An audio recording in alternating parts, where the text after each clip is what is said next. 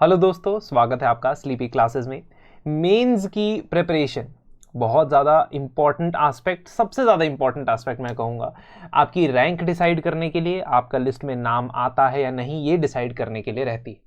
और अब जब जैसे जैसे मेंस 2024 का समय जो है कम होता जा रहा है, करीब आता जा रहा है, एग्जाम 20 सितंबर को एग्जाम है, तो लगभग 55 दिन 55 डेज रह गए हैं आपके पास।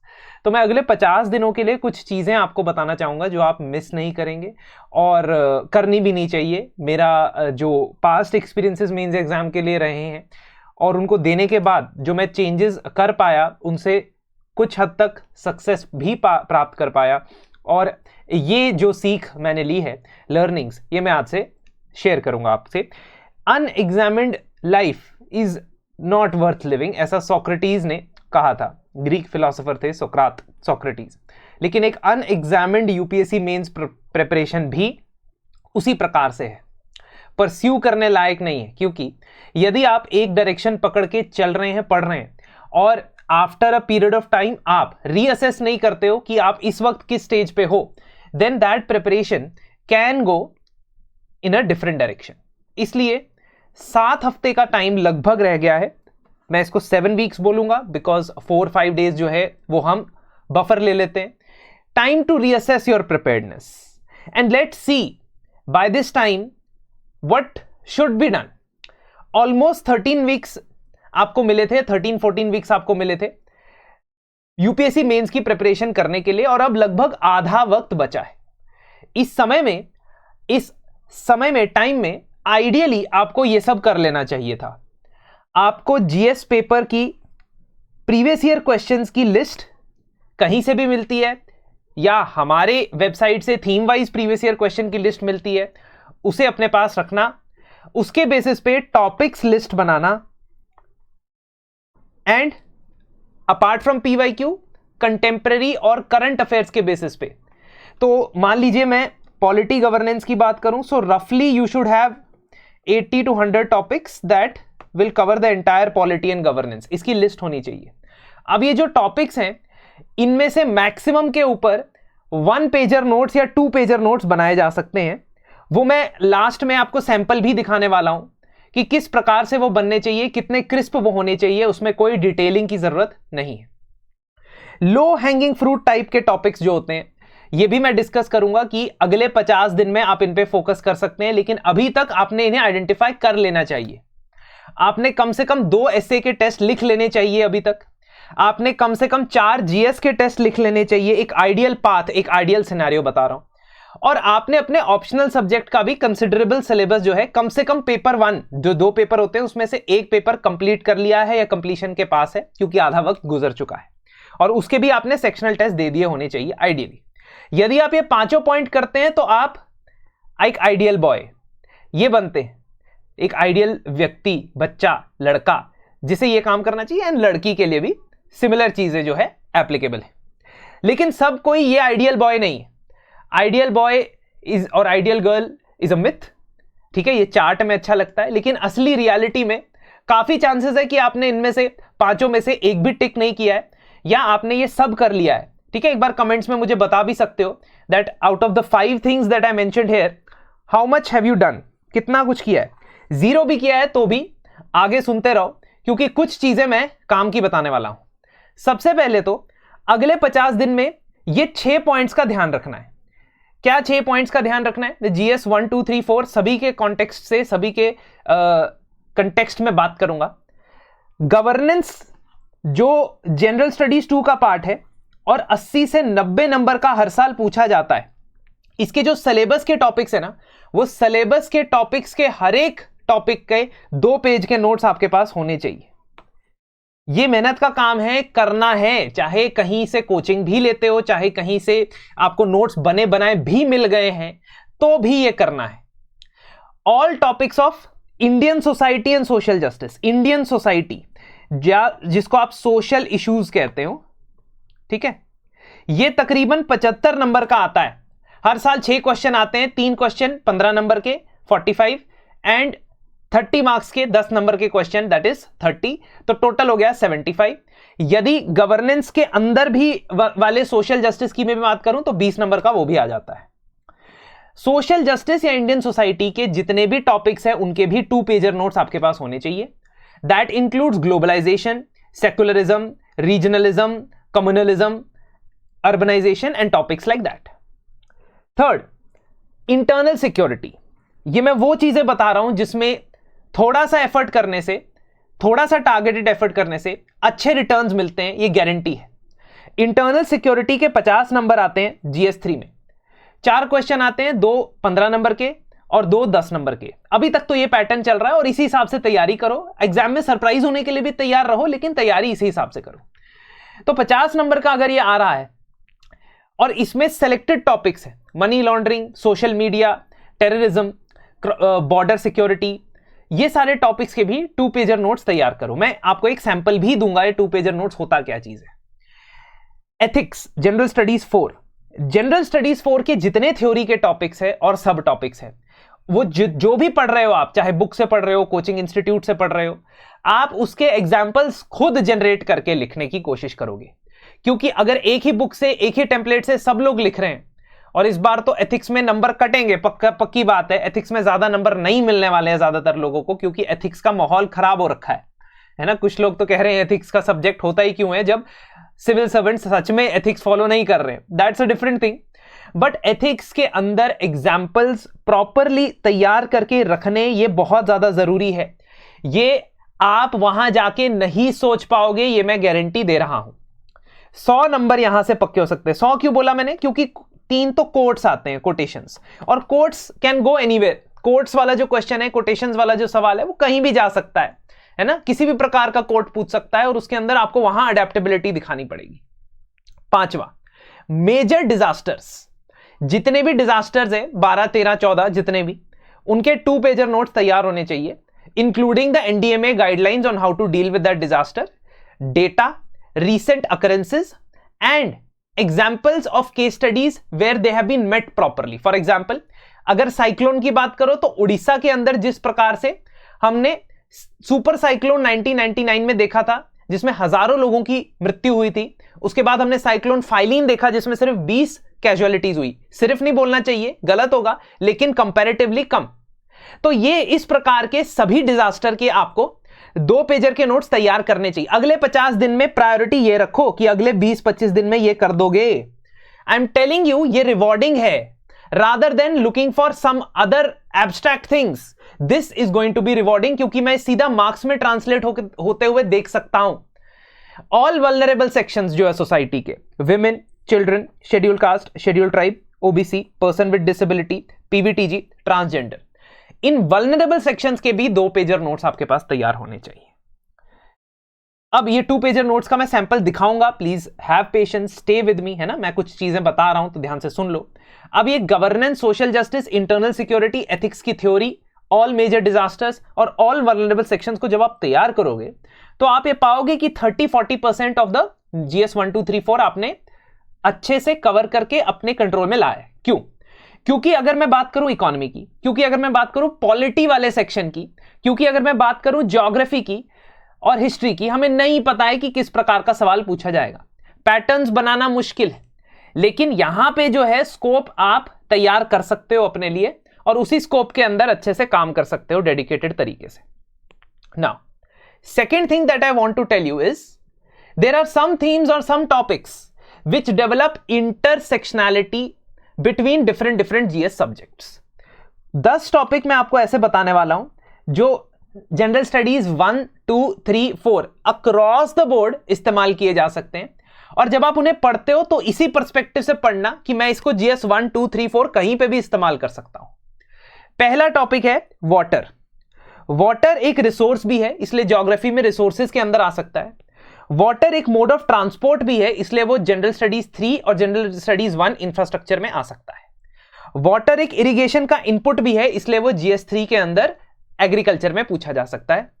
वाटर प्रेसिपिटेशन और क्लाइमेट को लेके एक इंपॉर्टेंट फैक्टर भी है, इसलिए अगेन वो GS 1 में पूछा जा सकता है.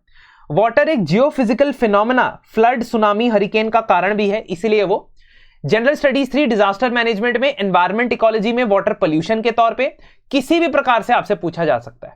तो वाटर को होलिस्टिकली एज अ थीम तैयार कर सकते हैं, जिसमें हम उसको किसी भी पर्टिकुलर सब्जेक्ट में फिट कर दें।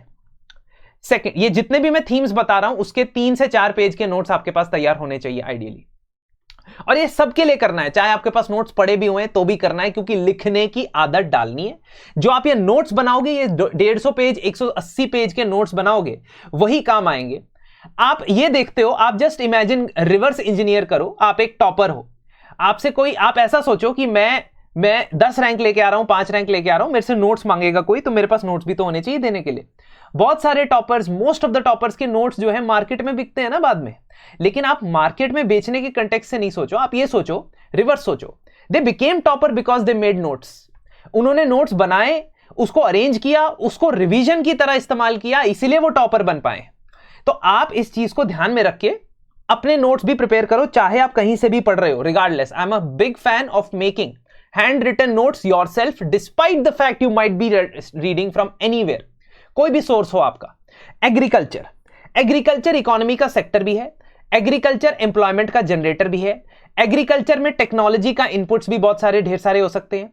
एग्रीकल्चर एक गवर्नमेंट स्कीम या गवर्नमेंट एक्सपेंडिचर का हिस्सा भी है, और गवर्नमेंट क्रेडिट या जो खर्चा होता है उसका बहुत बड़ा हिस्सा एग्रीकल्चर में जाता है। एग्रीकल्चर ज्योग्राफी में भी पूछा जा सकता है, एग्रीकल्चर एनवायरनमेंट में, सस्टेनेबिलिटी में पूछा जा सकता है, एग्रीकल्चर इकोनॉमी में पूछा जा सकता है। तो एग्रीकल्चर एक ऑल एनकम्पासिंग थीम है जिसको आप 3 या 4 पेज के नोट्स में तैयार जरूर करें। Climate change, on the other hand, climate change is responsible for a lot of geophysical phenomena.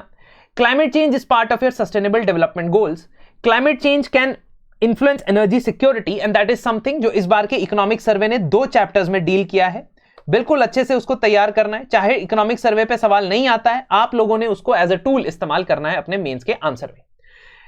Climate change में इंडस्ट्रियल सेक्टर और इंडस्ट्रियल एमिशंस के बारे में भी पूछा जा सकता है। क्लाइमेट चेंज बजट और इकोनॉमिक सर्वे का एक हिस्सा है। Climate change disaster risk reduction mitigation response के टर्म्स में भी आपसे डिस्कस किया जा सकता है। इंक्लूसिव ग्रोथ कहने को तो इकोनॉमी का एक पार्ट है, GS3 इकोनॉमी सिलेबस का एक पार्ट है, लेकिन इंक्लूसिव ग्रोथ इकोनॉमिक डेवलपमेंट के साथ साथ unemployment, social justice, economic justice, GS2 के अंदर economic justice, development of vulnerable sections और एथिक्स के अंदर जस्टिस के कॉन्सेप्ट में पढ़ा जा सकता है, और ये टर्म्स इस्तेमाल की जा सकती हैं। बायोटेक्नोलॉजी कहने को तो साइंस एंड टेक्नोलॉजी का टॉपिक है, लेकिन क्या आप इसे एग्रीकल्चर में, साइंस और टेक्नोलॉजिकल एडवांसमेंट्स में, मेडिकल साइंस में, इंडस्ट्रीज के डेवलपमेंट में, पोल्यूशन के कंट्रोल में और एथिक्स में, डिजाइनर बेबीज और क्लोनिंग के कॉन्टेक्स्ट में नहीं पढ़ते हो? तो क्या आप इसको ऑल मल्टी एनकम्पासिंग टॉपिक की तरह नहीं तैयार कर सकते हो? कर सकते हो।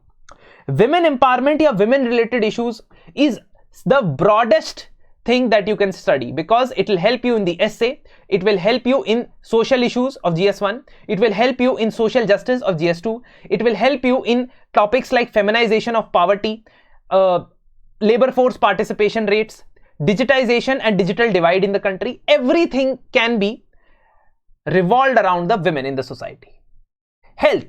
हेल्थ आप पढ़ते हो कि हाँ भाई हेल्थ केयर सेक्टर का ये सिचुएशन है, सोशल सेक्टर का पार्ट है, लेकिन हेल्थ और डिजीजेस अपने आप में एक पार्ट है। पावर्टी एंड हंगर में हेल्थ एक सबसे इंपॉर्टेंट कंपोनेंट है, और उसका लिंकेज पावर्टी एंड हंगर से आपसे पूछा जा सकता है। ठीक है। Eighth, education. Education again all encompassing theme है। सोशल सेक्टर के इनिशिएटिव के तरह पढ़ो, इंक्लूसिव ग्रोथ के हिस्से की तरह पढ़ो, education as a panacea for poverty पढ़ो, एजुकेशन एंड स्किल डेवलपमेंट का लिंकेज पढ़ोगे, commercialisation of education and corrosion of moral values, ये आप एथिक्स में यूज करोगे, क्योंकि एथिक्स में भी एजुकेशन के ऊपर सवाल आए। ये जो मैंने ब्रॉड एनकम्पासिंग थीम आपको बता रहा हूं, these are basis of previous year questions plus current और contemporary events. Then poverty and hunger, GS1 2 3 across the board. GS4 virtue की बात करें तो in ancient philosophies poverty was considered as virtue. आप एथिक्स में वर्च्यूज पढ़ते हो ना, तो उसमें पॉवर्टी भी एक वर्च्यू माना जाता था। लेकिन आज के 21st सेंचुरी में क्या हम पॉवर्टी को वर्च्यू की तरह प्रमोट करना चाहिए, या हमें एब्स्टिनेंस को वर्च्यू की तरह प्रमोट करना चाहिए, हमें कंटेंटमेंट को, सेटिस्फैक्शन को प्रमोट करना चाहिए वर्च्यू की तरह? ये सवाल है आप लोगों के लिए जो एथिक्स में पूछा जा सकता है। एंड लास्टली, जितनी भी इमर्जिंग टेक्नोलॉजी है, artificial intelligence, machine learning, emerging technologies of blockchain, quantum computing, ये सभी सब्जेक्ट्स के अक्रॉस इनकी क्या एप्लीकेशंस हो सकती हैं, इनको तैयार करके रखो। क्योंकि कहीं पे भी किसी भी पॉइंट में आपको इनमें से कोई भी पॉइंट लिखना आ सकता है। और ये 10 के 10 जो टॉपिक मैंने आपको बताए हैं ये अक्रॉस द बोर्ड यूज होंगे, हर जीएस पेपर में यूज होंगे। यदि आप गुड बॉय हो, गुड गर्ल हो और आपने मोस्ट ऑफ द थिंग्स सही से कर लिए हैं तो भी, और अगर आप नहीं भी हो तो भी, आप टेस्टिंग जरूर करोगे, इवैल्यूएट जरूर करोगे। और इवैल्यूएशन तभी होगा जब आप फुल लेंथ टेस्ट लिखोगे। जनरल स्टडीज की previous year question plus current contemporary affairs based हमारी मेंस टेस्ट सीरीज में आप एनरोल कर सकते हैं। इस एनरोलमेंट के थ्रू आपको टेस्ट सीरीज का फ्लेक्सिबल शेड्यूल तो मिलेगा ही, लेकिन साथ ही साथ आपके हर टेस्ट के बाद या हर 2 टेस्ट के बाद इनफैक्ट आपका परफॉर्मेंस इवैल्यूएशन सेशन भी कंडक्ट किया जाएगा, जो मैं कंडक्ट करूंगा आप लोगों के साथ। और 1-on-1 सेशन में हम डिस्कस करेंगे कि किस प्रकार से आप अपने आंसर्स को बेहतर बना सकते हैं, how to make your introductions, conclusions, structures better, ताकि आप अच्छा स्कोर कर सकें। अब ये जो सैंपल मैं आपके साथ शेयर कर रहा हूं ये है पॉवर्टी एंड हंगर। मैंने हंगर इसमें नहीं कवर किया है, इट्स जस्ट अबाउट पॉवर्टी। तो पॉवर्टी के अगर आपने 2 to 3 पेजर नोट्स बनाने हैं तो वो आइडियली किस प्रकार से दिखने चाहिए। देखिए, मैं स्टूडेंट से हमेशा ये डिस्कस करता हूं कि आप जो नोट्स बनाओगे उसी के बेसिस पे आपका मेंस का आंसर होगा। हां, एडिशनल इंफॉर्मेशन इधर उधर से कुछ पॉइंट ऐड कर सकते हो, बट नोट्स के बेसिस पे आपका आंसर बनेगा। इसलिए आप डेफिनेशन पॉवर्टी की 2-3 तैयार कर लोगे। सेकेंडली, आप पॉवर्टी के टाइप्स क्या होते हैं, seasonal poverty, absolute poverty, relative poverty, multi dimensional poverty, income poverty, ठीक है, social poverty that is educational poverty, skill poverty, सब आ सकता है इसमें।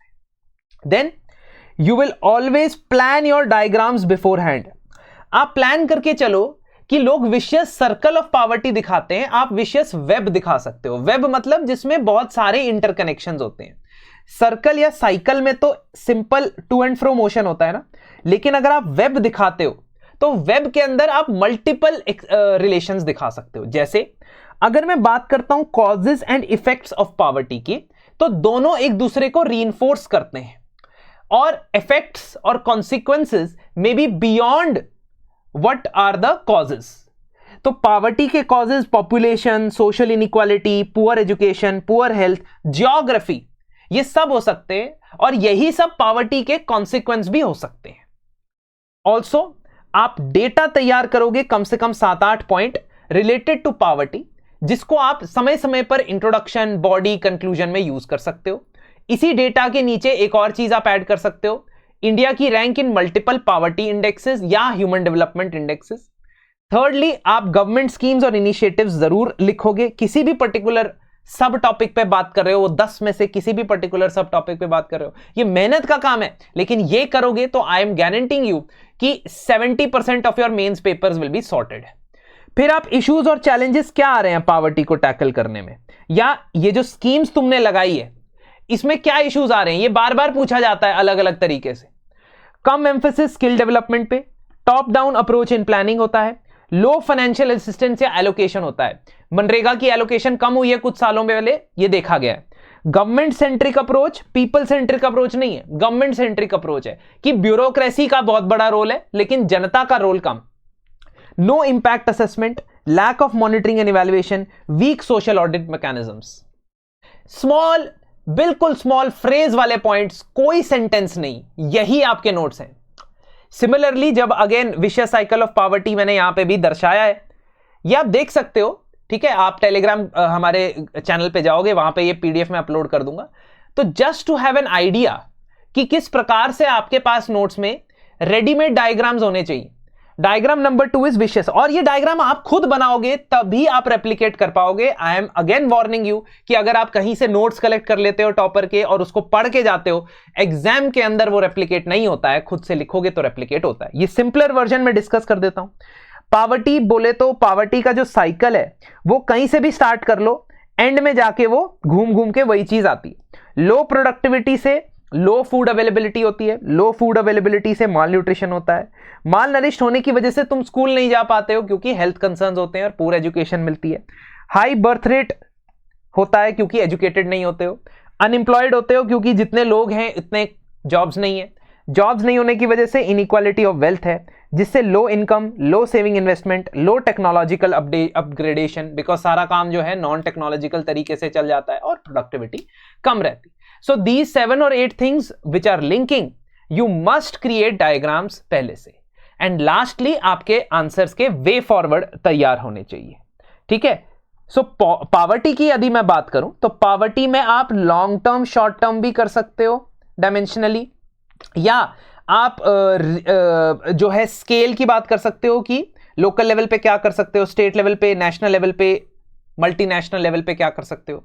और you can talk about stakeholder approach. Stakeholder approach क्या कहता है कि गवर्नमेंट क्या कर सकती है, प्राइवेट सेक्टर क्या कर सकता है, सिविल सोसाइटी क्या कर सकती है ना। सो मल्टीपल वेज में आप ये जो टारगेट्स आपने दिए हैं उसको डिवाइड कर सकते हो, लेकिन पॉइंट वही 7-8 रहेंगे। आप उसकी डायमेंशंस अलग अलग तरीके से क्रिएट कर सकते हो।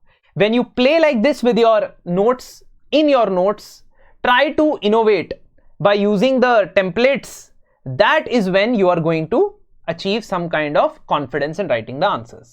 To develop this kind of confidence, we are also started with a intensive answer writing program which will continue for 50 days.